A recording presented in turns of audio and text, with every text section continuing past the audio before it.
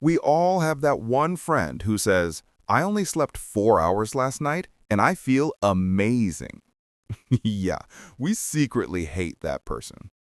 Meanwhile, you sleep 8 hours, wake up feeling like you just lost a fight with your blanket. Here's the thing. It's not really about how long you sleep. It's about how well your brain goes through its recovery cycle. Science shows that if you align your habits with your body's natural rhythm, you can actually sleep less and still wake up more refreshed. So in this video, let's break down the science-backed tricks to sleep smarter, not longer, and maybe, finally, become that annoying, fresh-looking friend. We've all been told, get your 8 hours of sleep. But here's the twist. You can sleep 8 hours and still feel like a zombie. That's because your body doesn't care about the number of hours. It cares about what happens inside those hours. See, your sleep moves in cycles: light sleep, deep sleep, and REM. Each full cycle lasts around 90 minutes, and if your alarm goes off right in the middle of one, congratulations, you've just punched your brain mid-dream. That's why sometimes 6.5 hours can feel better than 8, because you woke up between cycles, not during one. So before you blame your pillow or your life choices, maybe it's just your timing that's off.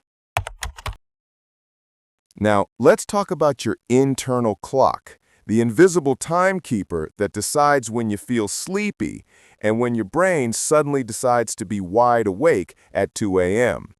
It's called your circadian rhythm, and it runs on one simple rule. Light means day, darkness means sleep. But here's the problem. You spend your mornings half asleep under dim light and your nights scrolling TikTok under a mini-sun called your phone. No wonder your brain's confused. The fix? Super simple.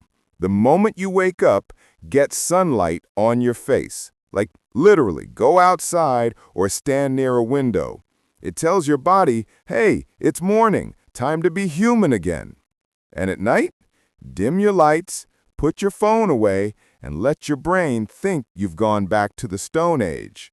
You'll fall asleep faster, sleep deeper, and actually wake up feeling like the main character again.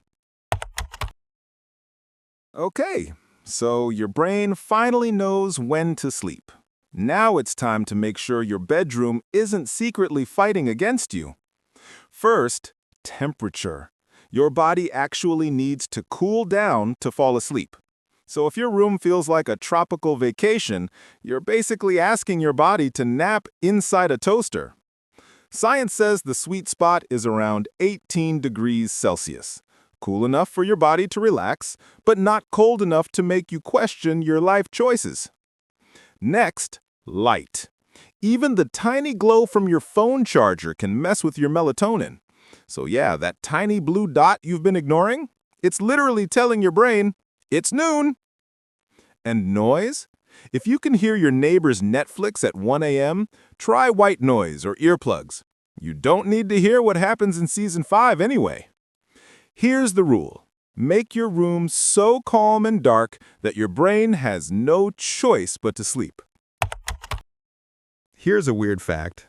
Your body can learn to sleep better, just like it can learn to run faster or lift heavier. It's called sleep efficiency. Basically, how quickly and deeply you enter real rest. If you lie in bed for 30 minutes thinking about life choices, that's not 8 hours of sleep. That's 1 hour of existential crisis and 7 hours of disappointment. So how do you fix that? Try something called sleep compression. Go to bed a little later, but wake up at the same time every morning. It teaches your body that bedtime actually means sleep time, not scroll TikTok until regret sets in. After a week or two, your brain starts falling asleep faster and diving into deep sleep sooner. And if you ever hit that afternoon crash, take a short 20-minute power nap. Longer than that, and you'll wake up thinking it's 1973.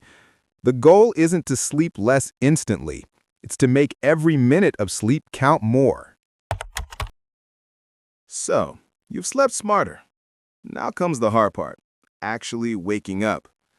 If you're the type who hits snooze like it owes you money, this part's for you. Here's the science. Your brain releases cortisol in the morning.